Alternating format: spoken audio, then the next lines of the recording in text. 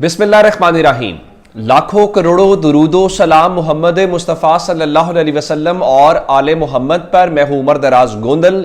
ज़ाहरी तौर पे एक मायूसी है इस पूरी आईनी तरमीम के बाद, और फिर ऐसे में जब दो जजेस, काबिल जजेस, वो भी काबिल थे, उनको छोड़ के तीसरे जज को बात काजी फायज ईसा के बाद किसी की जात से मसला नहीं है, यानी जस्टिस मंसूर की जात से मसला नहीं है, जस्टिस मुनीब की जात से मसला नहीं है, इवन जस्टिस जया अफरीदी की जात से मसला नहीं है। बात उस उसूल की है जिसकी खिलाफ वर्जी की गई।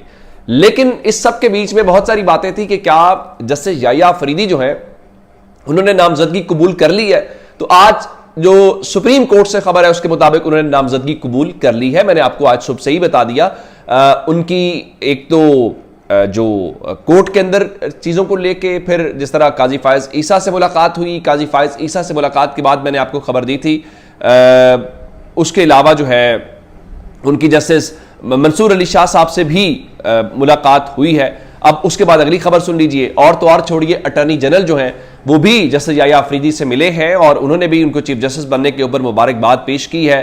और इस सब के बीच में दो जजेस और भी मिले हैं, और वो जो दो जजेस हैं उन दोनों का ताल्लुक जो है वो जिस ग्रुप से है, या वो भी हम सबको बड़े अच्छे से पता है, जिसमें बताया गया कि वो आज गए और उसमें एक जस्टिस हसन अजहर रिजवी हैं। अभी इन्होंने काजी के साथ क्या किया वो बाद में बताता हूं। जस्टिस हसन अजहर रिजवी और जस्टिस शाहिद वहीद जो हैं, इन दोनों ने भी जस्टिस याया अफरीदी से मुलाकात की है। न सिर्फ मुलाकात की है बल्कि उनको चीफ जस्टिस बनने के ऊपर मुबारकबाद भी पेश की है। अच्छा, उसके बाद जो ऐवान सदर है उन्होंने सुप्रीम कोर्ट से रुजू किया है और उनसे ये कहा है कि जो तकरीब हल्फ बर्दारी है उसके लिए मेहमानों की फहरिस्त दे दें। जैसे याया अफरीदी साहब किन को बुलाना चाहते हैं तो वो कल हो जाएगा, कल तक फहरिस्त चली जाएगी। तो कहने का मतलब ये हुआ कि यहां तक ये एक्सेप्टेंस नजर आ रही है कि जस्टिस याया अफरीदी जो है वो मुकम्मल तौर पे ऑन बोर्ड है, मुबारकबादें भी ले रहे हैं। लेकिन ऑन बोर्ड से मुराद ये नहीं कह रहा हुकूमत के साथ ऑन बोर्ड है, खबर आपको बाद में देता हूं। जस्टिस मंसूर अली शाह साहब मामूल में आए, जिन लोगों ने आज उनकी कोर्ट अटेंड की उनके मुताबिक वो और जस्टिस आयशा मलिक साहब एक बेंच में थे। जो हस्बे मामूल उनके चेहरे के ऊपर मुस्कुराहट थी वो भी थी। और रात जब मेहर बुखारी ने कहा कि मैंने उनके एक फैमिली के मेंबर से रब्ता किया और पूछा तो उनका वो बिल्कुल फाइन है और वो कह रहे हैं कि मैंने जल्दी सोना है, मैंने सुप्रीम कोर्ट जरा जल्दी निकलना है, तो चीजें ऑल इज वेल। अब आते हैं इस बात की तरफ, फिर है क्या। अब हुकूमत जिस तरह से काजी फायज ईसा के सामने यूं एक्सटेंशन लहराती रही है, अब हुकूमत एक लालच देना शुरू हो गई है। आज उन्होंने मुख्तलिफ लोगों से वीलॉग्स कराए या हुए वीलॉग्स या खबरें आई कि देखिए ये पिछले चंद दिनों से आ रहा था कि ये 26वीं आईनी तरमीम तक बात नहीं रहेगी, ये 27वीं आईनी तरमीम भी आएगी, ये 28वीं आईनी तरमीम भी आएगी। और उसमें होगा क्या कि जो सरकारी मुलाजमीन है उनकी जो मुद्दत मुलाजमत है वो क्या कहते हैं कि वो मुद्दत मुलाजमत बढ़ा दी जाएगी और इस तरह से जैसे याया अफरीदी को भी एक्सटेंशन मिलेगी। और भाई अभी उन्होंने ओहदा नहीं संभाला, ओथ नहीं लिया, तो आप उनको एक्सटेंशन देने शुरू हो गए। तो अब बुनियादी सवाल दो थे, अब इसको समेटते हुए फिर खबर देता हूं कि क्या जैसे याया अफरीदी इस नामजदगी को कबूल करेंगे, उन्होंने कबूल कर ली। दूसरा यह था कि क्या जस्टिस मंसूर अली शाह साहब और जस्टिस मुनीब अख्तर इस्तीफा देंगे या वो कोई लड़ाई लड़ेंगे। वो इस्तीफा नहीं दे रहे, ये दूसरी खबर है। फिर हुआ क्या है, खबर दी है सुहेल रशीद ने और खबर दी है जनाब जुल्करनैन ने। और सुहेल जो है वो बड़े बोल्ड रिपोर्टर हैं और जुल्करनैन जो हैं वो बोल के साथ सुप्रीम कोर्ट को कवर करते हैं। अब उन दोनों की खबर यह है कि कल जब ये नाम फाइनल हो रहे थे तो उस नाम फाइनल होने के दौरान जो सुप्रीम कोर्ट है उसको भी खबर थी कि होने क्या जा रहा है। और हैरान इस बात क्या पर होंगे, उनकी खबर के मुताबिक जो कल सब कुछ हुआ 3 से 4 बजे के दरमियान, अब तब तक चीफ जस्टिस का नाम फाइनल करके ऐलान नहीं किया गया था। तो आप इसको यूं समझिए कि ये सब कुछ जो सरप्राइज आईनी तरमीम के ऊपर है ये चीफ जस्टिस की नॉमिनेशन से पहले है। और ये मुलाकात या निशिस्त या इकट्ठ या चाय के जो भी इसको आप कहना चाहते हैं, एक इनफॉर्मल कह लें या हो सकता है वैसे ही जैसे आज चाय कॉफी पे मुलाकातें होती है, मुबारकबादें। उन दोनों सहाफियों की खबर यह है कि जस्टिस याया अफरीदी के चैम्बर में कल 3 से 4 बजे के दरमियान कोई 11, 12 या 10 जजेस जो हैं, एक जिले में 11 का, एक 12 का, वो सब इकट्ठे हुए।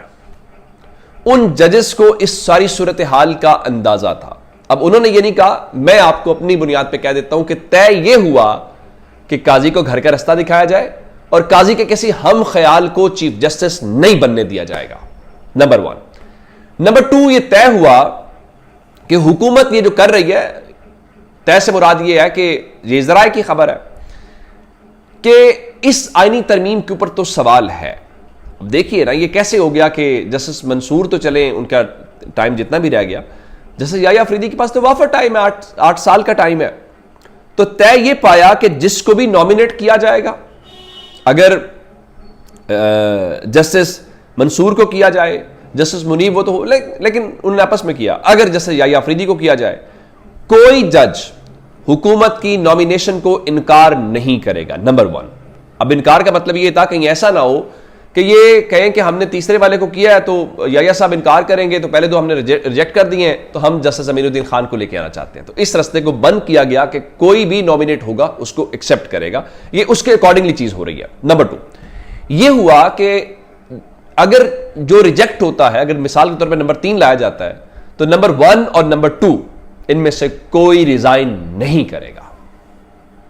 अब ये 11 जजेस या 12 जजेस या 10 जजेस इकट्ठे हो रहे हैं, जस्टिस याह्या के चैम्बर में इकट्ठे हो रहे हैं और इन्होंने मुस्तकबिल में चीफ जस्टिस बनना है, इनमें से कई ने। इसका मतलब क्या हुआ? इसका मतलब यह है कि आने वाले चंद दिनों के अंदर आईनी तरमीम सुप्रीम कोर्ट आ रही है, जाहिर है उसको चैलेंज किया जाएगा और इन्होंने इब्तदाई तौर पे यह तय किया है कि गवर्नमेंट जो ब्लफ खेल रही है इनको खेलने दो, बाकी आईनी तरमीम पे होगा।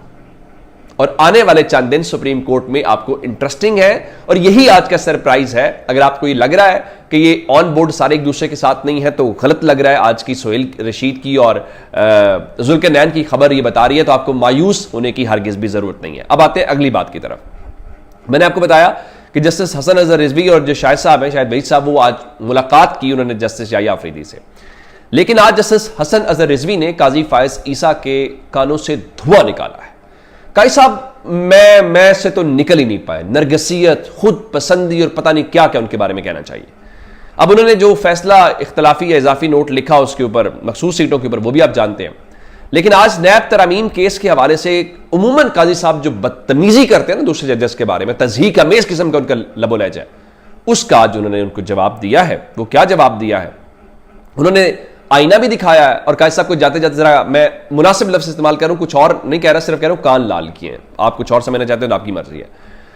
उन्होंने ये कहा कि इजाफी नोट में लिखा कि अक्सरियती फैसले में चीफ जस्टिस काजी फायज ईसा की जानिब से असल मुद्दे पर खातिर खा जवाब फराहम नहीं किया गया। फैसले में साबिक जजेस के हवाले से गैर मुनासिब रिमार्क्स दिए गए। अदालती वकार का तकाजा है कि इख्तलाफ तहजीब के दायरे में रहकर किया जाए। तनकीद का महवर फैसले के कानूनी उसूल हो, ना कि फैसला लिखने वालों की तज़हीक की जाए। तहजीबो अदालती वकार को मद्देनजर रखते हुए फैसले की अपनी अलग वजूहात तहरीर कर रहा हूं। यानी हसन अजहर रिजवी साहब कह रहे हैं कि काजी साहब आप बातें बहुत करते हैं, आपने कोई जवाब फराहम नहीं किया और दूसरे जजेस के बारे में आप बदतमीजी तो बड़ी करते हैं। जजेस की जात पे बदतमीजी नहीं की जाती, बल्कि जो फैसला होता है उसके कानूनी निकात के ऊपर जो है वो बात की जाती है। मजीद लिखा कि चीफ जस्टिस काजी फायज ईसा ने शायद अपील सुनते हुए खुद को कानून और दीगर जजेस से बालातर समझ लिया था।